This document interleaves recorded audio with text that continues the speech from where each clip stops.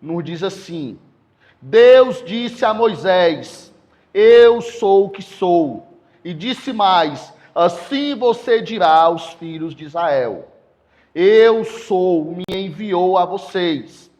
E Deus disse ainda mais a Moisés: assim você dirá aos filhos de Israel: o Senhor é o Deus dos seus pais, o Deus de Abraão, o Deus de Isaque e o Deus de Jacó. Me enviou a vocês, e este é o meu nome eternamente.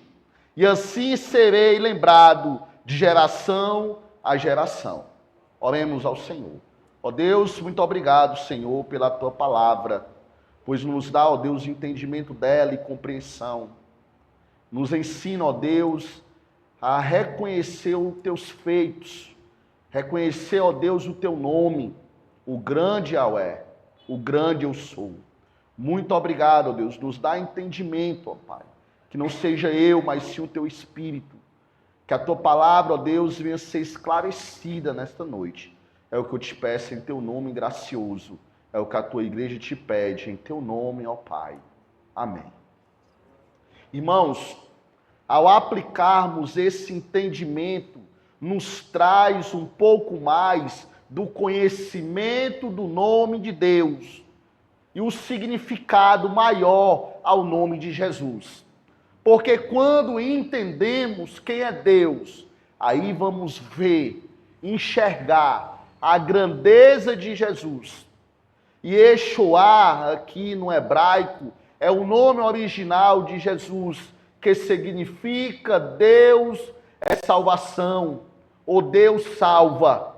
O nome Yeshua é composto de duas partes: Ye, que é uma forma abreviada do nome de Deus, e Yahweh, que é o nome próprio de Deus no Antigo Testamento.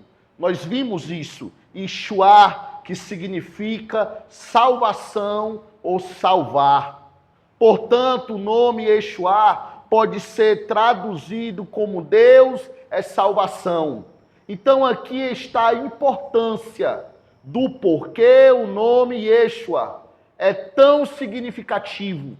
Porque revela a natureza e a missão de Jesus. Qual foi a missão de Jesus? Foi nos salvar. Ele veio para nos salvar. Ele veio para nos limpar. Ele é o Salvador que veio para salvar a humanidade do pecado e da morte. Com esse pensamento, antes de entrarmos para o terceiro ponto dessa série de mensagem, eu quero estar fazendo a parte histórica. Então vamos fazer outra leitura aqui. O libertador indispensável. Observe, o libertador indispensável. Aqui o texto fala em dois contextos.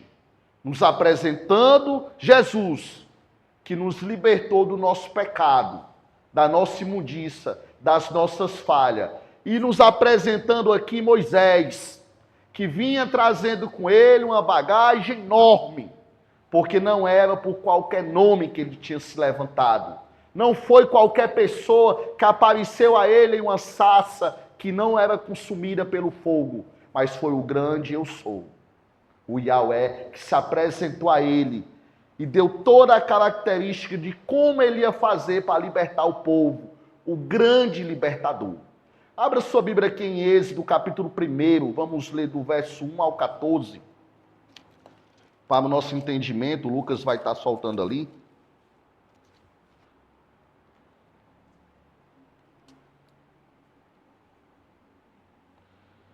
E você que ainda não participou do nosso café da comunhão, venha participar. Hoje, irmãos, foi sensacional, viu?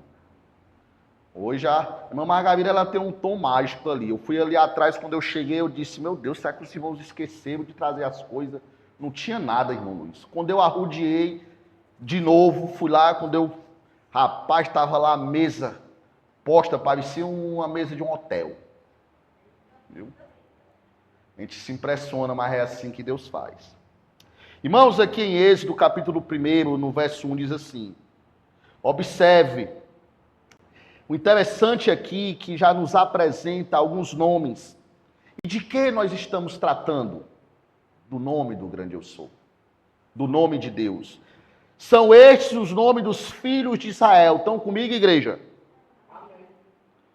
São estes os nomes dos filhos de Israel, que entraram com Jacó no Egito, cada um com a sua família.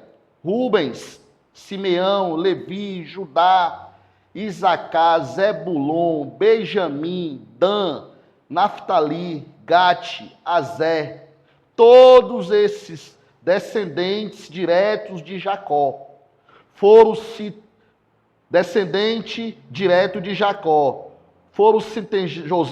José, porém, já estava no Egito. Com o tempo morreu José e todos os seus irmãos e toda aquela geração. Mas os filhos de Israel foram fecundos, aumentaram muito e se multiplicaram e se tornaram extremamente fortes, de maneira que a terra se encheu deles. Nesse meio tempo levantou-se um novo rei sobre o Egito, que não havia conhecido José. Ele disse ao seu povo: eis que o povo dos filhos de Israel é mais numeroso e mais forte do que nós. Vejam, precisamos usar de astúcia para com esse povo, para que não se multiplique e para evitar que, em caso de guerra, ele se alie aos nossos inimigos e lute contra nós e saia da terra. E os egípcios puseram sobre eles feitores de obras para os afligir com trabalhos pesados. E assim os israelitas construíram para o faraó as cidades celeiros de Pitom e Ramassés.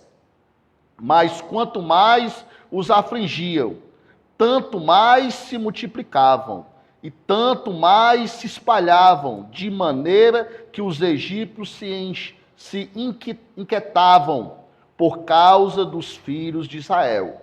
Então os egípcios, com tirania, escravizaram os filhos de Israel e lhes amargaram a vida com dura servidão. Preparam barro, fabrica tijolos e faz todo tipo de trabalho no campo. Todo este serviço lhes era imposto com tirania. Aqui nós observamos como o povo foi escravizado no Egito. Os egípcios tinham medo, porque o povo crescia e se multiplicava. Era um povo forte e eles imaginavam que o povo de Israel iria se rebelar contra eles. Mas o povo de Deus é um povo grato, que se lembrava do Egito e do que o Egito tinha feito por eles em um período de escassez. Mas Deus é tão grandioso que eles imaginavam que escravizando o povo, colocando o povo hebreu para trabalhar mais do que o necessário, o povo ia parar de se multiplicar. Mas Deus é tão grandioso, Yahweh é tão grande, que o povo continuou crescendo, se multiplicando. Mas os egípcios esqueceram de José e das bênçãos que Deus derramou sobre a terra através de José. O novo rei, Faraó, que não lembrava de José, escravizou os hebreus com duras servis, colocou os hebreus para fazer até tijolos, massa, construir cidades. Os rabinos judeus chamam o livro de Êxodo de o livro dos nomes, ou estes são os nomes, pois ele começa com a lista dos filhos de Jacó, de Israel, os quais levaram suas famílias para o Egito, a fim de fugir da fome que assolava o mundo. Deus usou a experiência de Israel no Egito com a intenção de prepará-los para a tarefa especial que devia ser cumprida aqui na terra, ser testemunho do verdadeiro Deus vivo, e escrever as sagradas escrituras, e trazer ao mundo o Salvador prometido. Lembre-se de como foi Faraó endurecer o coração de uma maneira que o Senhor teve que se apresentar com feitos grandiosos, milagres grandiosos. Os irmãos lembram-se disso. Durante os anos que José serviu como vice-governador do Egito, sua família foi extremamente respeitada. E mesmo depois que José morreu, a sua memória foi honrada pela forma como os egípcios tratavam os hebreus. Ele era lembrado de José. Era lembrado do que ele tinha feito, do que ele construiu. E Deus cumpriu as suas promessas da aliança que havia feito com Abraão, ao abençoar os seus descendentes e fazer com que se multiplicasse grandemente. Aqui foi uma promessa feita a Abraão. No tempo do Êxodo, irmãos, o povo hebreu contava com mais de 600 mil homens, de 20 anos ou um pouco mais. E se acrescentarmos esse número às mulheres e às crianças, a gente tinha uma quantidade de 2 milhões de pessoas. Eram muitas pessoas. Sendo que todas elas eram descendentes da família de José, da família de Jacó. Sem dúvida, Deus havia cumprido a sua promessa de multiplicar o povo. No entanto, o novo faraó não se agradou da rápida multiplicação do povo hebreu. E assim tomou medidas para controlar o povo. Deus havia dito a Abraão que os seus descendentes iriam para um país estrangeiro. O povo sabia que ia ser escravizado. Só não imaginava que ia ser no Egito. Portanto, o que eles faziam pelo Egito? Eles sabiam porque Deus havia dito a Abraão, em Gênesis, abra sua Bíblia, em Gênesis 15, verso 12. Aqui a gente vê Deus falando para Abraão que o povo seria escravizado, maltratados, mas prometeu libertá-los por seu poder, quando fosse a hora certa. Gênesis capítulo 15, verso 12, nos diz assim: ao pôr do sol, um profundo sono caiu sobre Abraão, e grande pavor e tensas trevas tomaram conta dele. Então o Senhor lhes disse: fique sabendo, com certeza, que a sua posteridade será peregrina em terra alheia, será reduzida à escravidão, será afligida durante 400 anos, mas eu castigarei a nação que os escravizar. Depois eles sairão com muitas riquezas. Deus comparou o Egito com uma fornalha de ferro. Em Deuteronômio, em capítulo 4, verso 20. Mas quanto a vocês, o Senhor os tomou e os tirou da fornalha de ferro do Egito, para que sejam povo da sua herança, como hoje se vê. Aqui o Senhor deixou bem claro que o povo iria sofrer, mas a sua experiência nessa fornalha transformaria numa nação poderosa, numa nação grande, trazendo para os nossos dias, irmãos, o sofrimento é para nos fortalecer. O irmão Diácono, o irmão Tiago falou sobre isso pela manhã.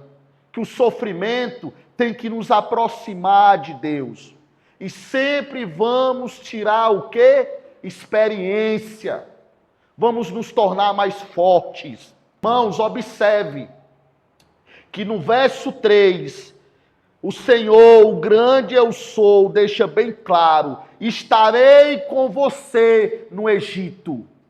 A mesma palavra ele usou quando foi para mostrar que ele tinha levantado um homem para libertar o povo do cativeiro do Egito. Eu estarei contigo, eu colocarei palavras em tua boca, o grande eu sou. Ao longo dos séculos, os hebreus habitaram no Egito, passaram por mudanças de várias dinastias, mas o povo não imaginava que Faraó seria tão ignorante, tão tolo, ao ponto de não saber quem era José e a sua família. No entanto, na 18ª dinastia, se passou muitos reis, depois que José faleceu. E foram compostos outros governantes, outra diretoria, digamos assim. E cada vez mais essa diretoria era composta por mais egípcios do que hebreus. Na época de José, não.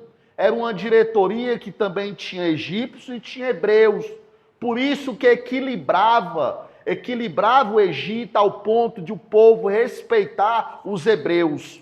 Mas aqui na 18ª dinastia, não tinha mais nenhum descendente de José. Aí foi que começou o povo ser escravizado, porque os egípcios desejavam tornar a vida dos hebreus mais infeliz.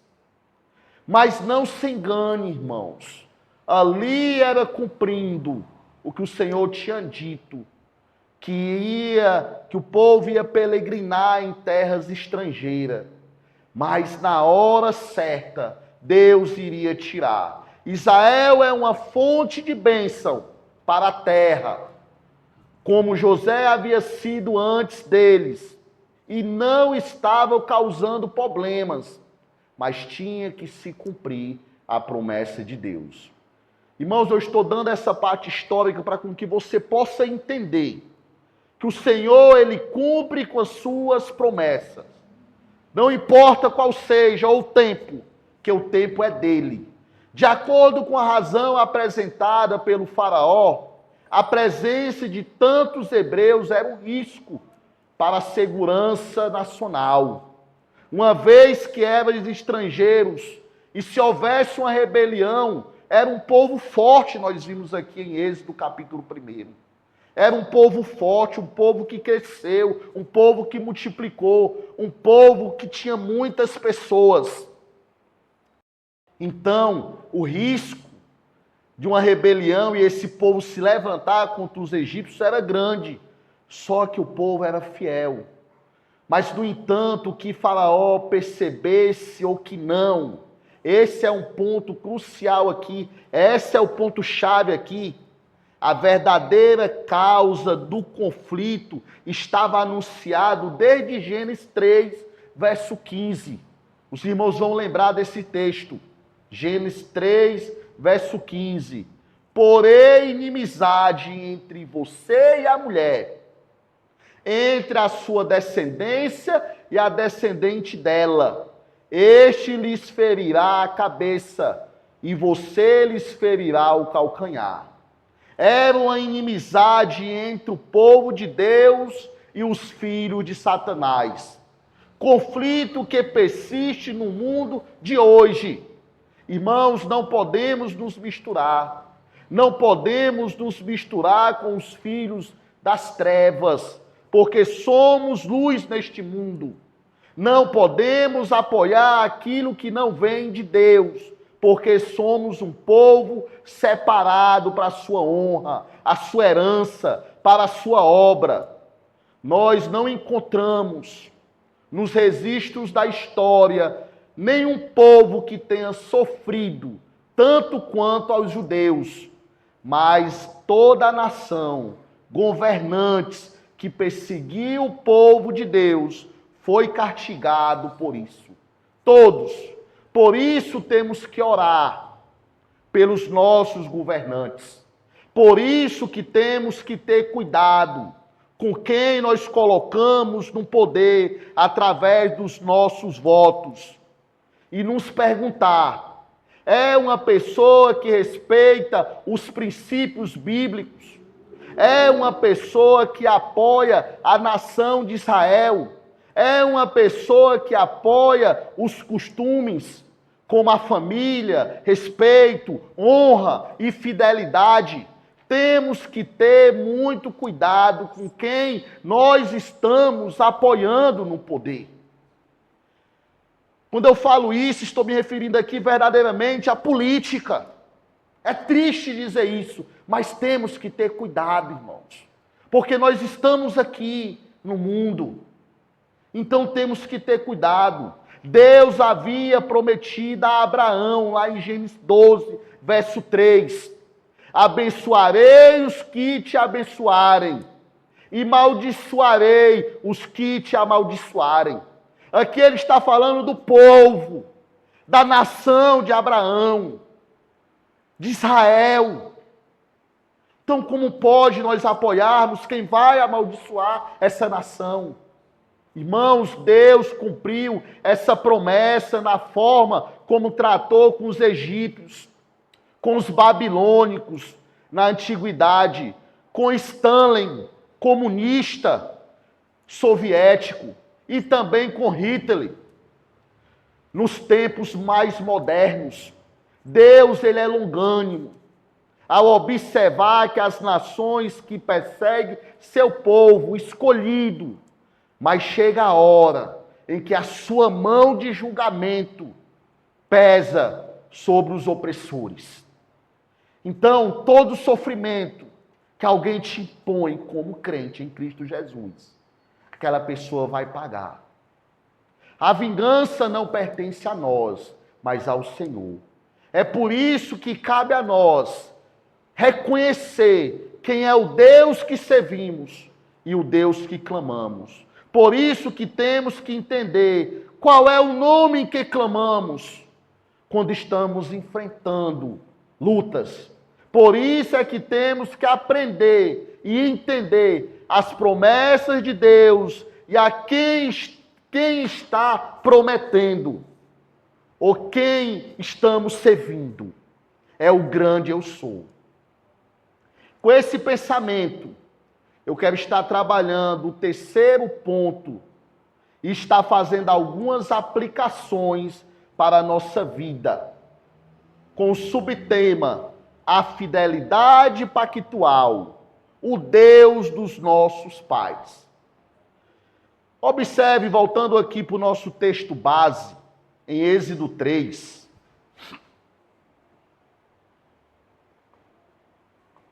Espero que eu não tenha sido tão cansativo nessa introdução, falando da parte histórica, que os irmãos tenham entendido.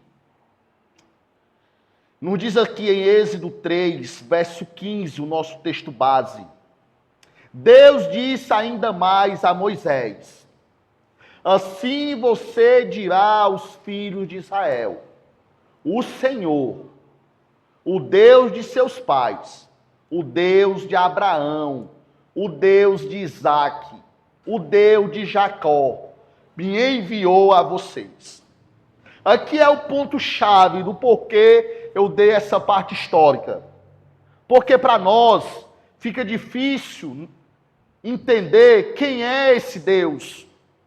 O que ele fez com Abraão, o que ele fez com Isaque e o que ele fez com Jacó. Se Moisés chega aqui e fala, o Deus manda dizer para vocês que vai libertar vocês. O Deus de Isaque, o Deus de Abraão e o Deus de Jacó. Nós íamos ficar assim. Claro, é evidente, nós, pelo tempo que temos como crentes em Cristo Jesus e conhecedor da palavra, nós iríamos entender. Mas só se eu perguntar a vocês, se eu tivesse perguntado antes dessa parte histórica, Você lembra o que foi que o Senhor disse a Abraão? Sai da tua terra, sai da tua parentela, que eu te farei uma grande nação. Lembra-se disso? Ia ser difícil vocês lembrar. Ia ser difícil lembrar até o que como José chegou no Egito, escravizado, vendido. Mas o Senhor o levantou e lhe deu um nome, um segundo nome, depois de Faraó. Então tem que ter uma parte histórica. Mas se eu chego aqui e digo, ó, Jesus manda te dizer, aí você ia entender, sem eu precisar falar nada de uma parte histórica, porque você sabe do grande feito de Jesus na cruz por você.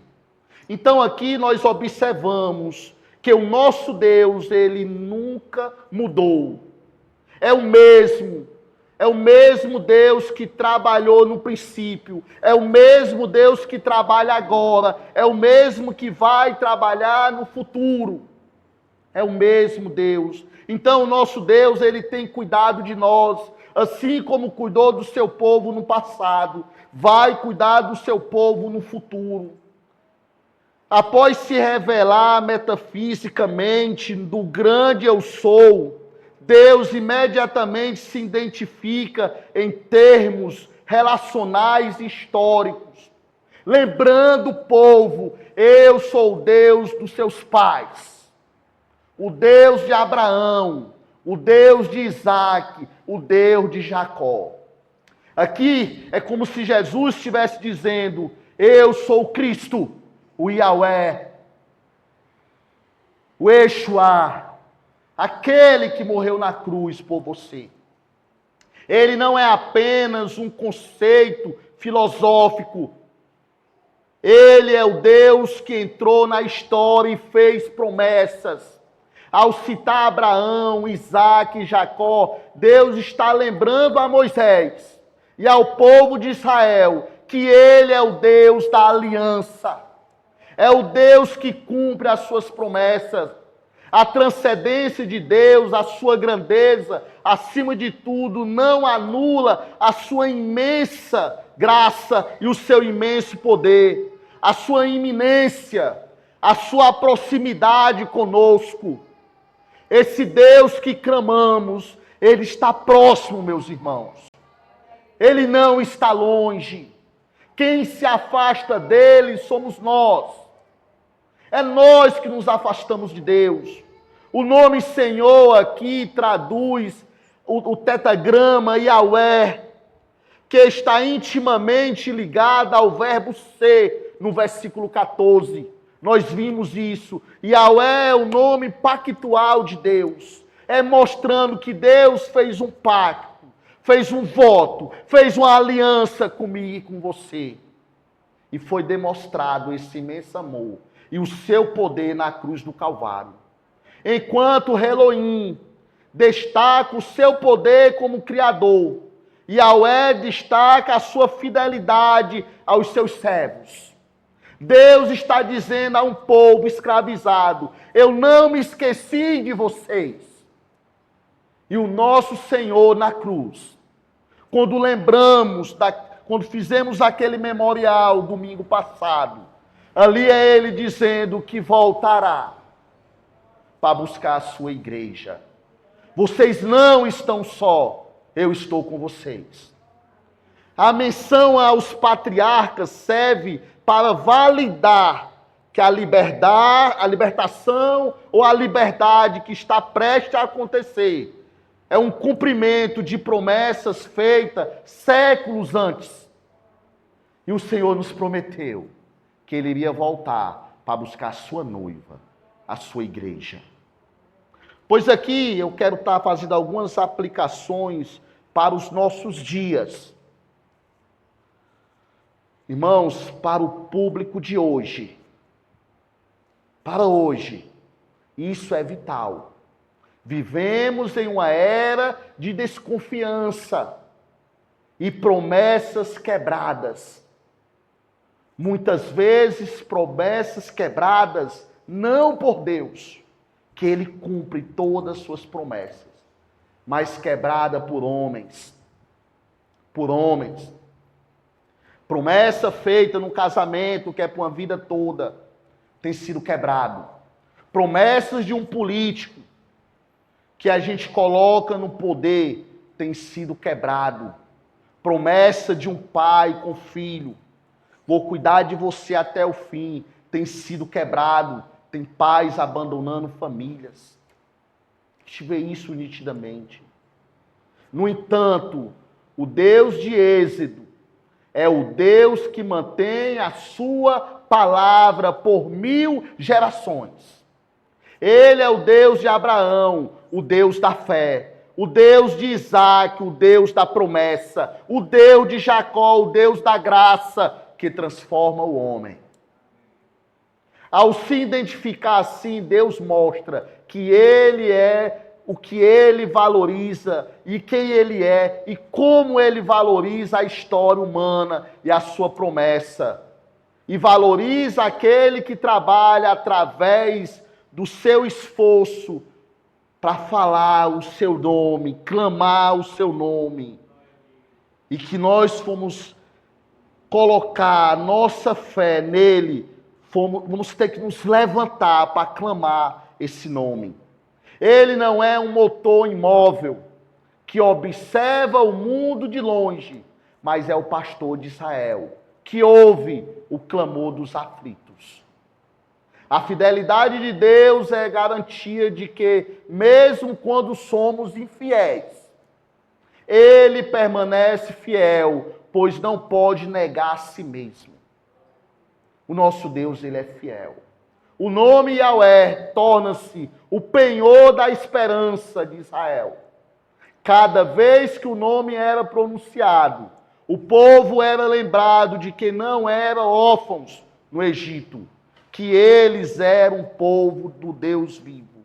Então, todas as vezes que clamamos ao nome de Jesus, é para nos lembrar das suas promessas e do que Ele fez na cruz do Calvário por nós, e de que Ele vai voltar para buscar a sua igreja. Irmãos, quando eu passei a observar isso de perto, essas dificuldades da vida não tem mais me afligido. Essa semana, quando eu estava preparando ali o estudo para pregar quarta-feira sobre ansiedade, eu estava passando por uma luta grande, eu até comentei com a Diene, rapaz, o diabo é sujo. Eu estou me organizando para apresentar um trabalho na faculdade e também para pregar lá na igreja sobre ansiedade, o diabo tentando mexer com minha mente, com questão de finanças, com alguns aconselhamentos que eu vinha dando, algumas ligações que eu recebi. Aí a Diene me pegou rindo sozinho, eu falei, amor, ela tá rindo de quê? Eu estou rindo como o diabo é abestado. Eu disse, eu estou rindo como ele é idiota. Porque não é isso aí que vai me tirar do sério. Porque eu sei da promessa que Deus fez para mim.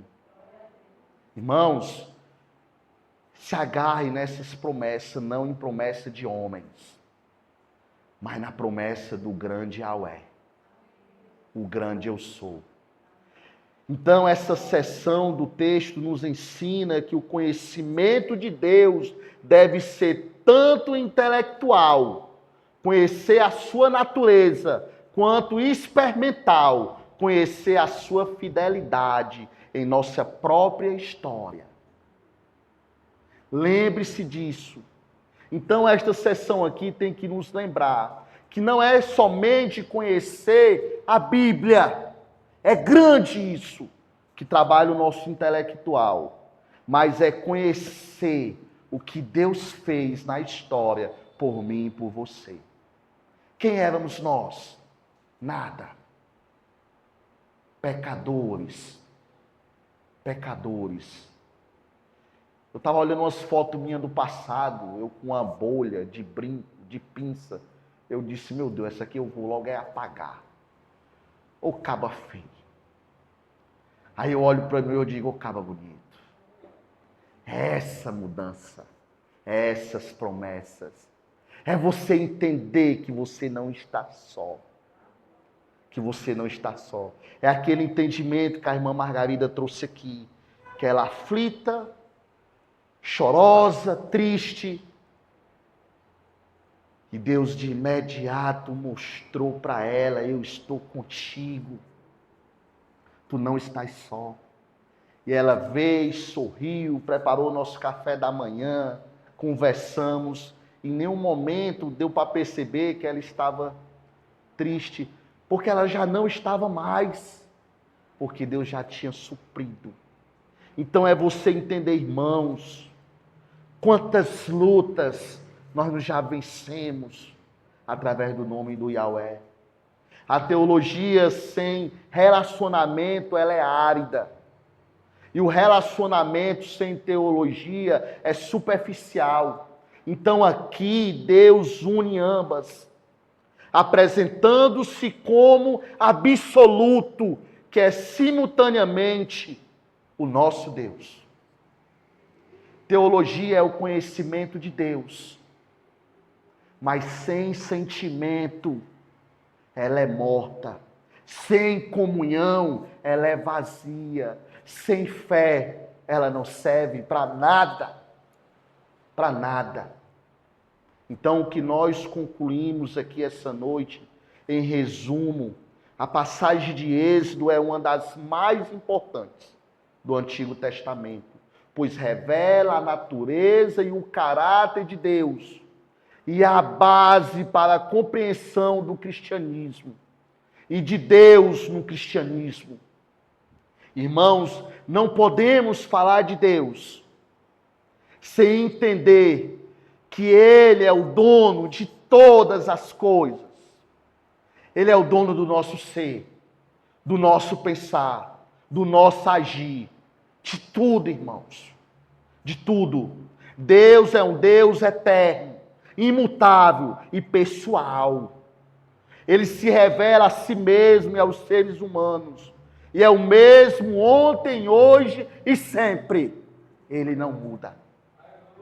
Sua identidade é fundamental. O nome Yahweh, que é considerado sagrado, é a base para a compreensão da sua natureza e do seu caráter.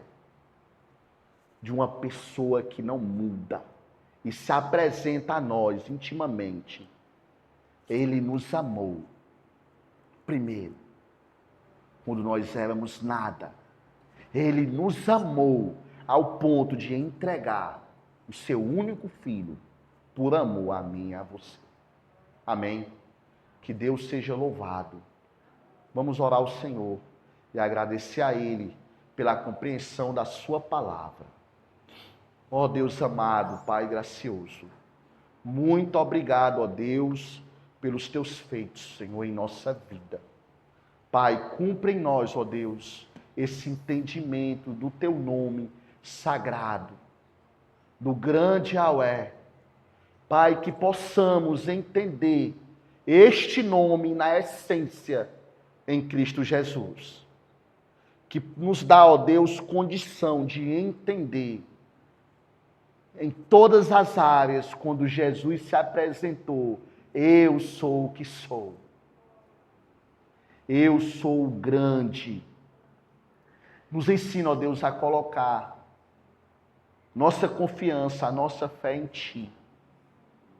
Pai, que as lutas, ó Deus, venham nos aproximar do Teu santo nome, do Teu trono da graça, e que possamos dizer: Pai, eu sei que Tu estás comigo, eu não estou só. E que a graça do nosso Deus, o amor do Pai e a comunhão do Espírito Santo esteja sobre cada um de vocês, hoje e sempre. E a igreja do Senhor diz: Amém. Amém.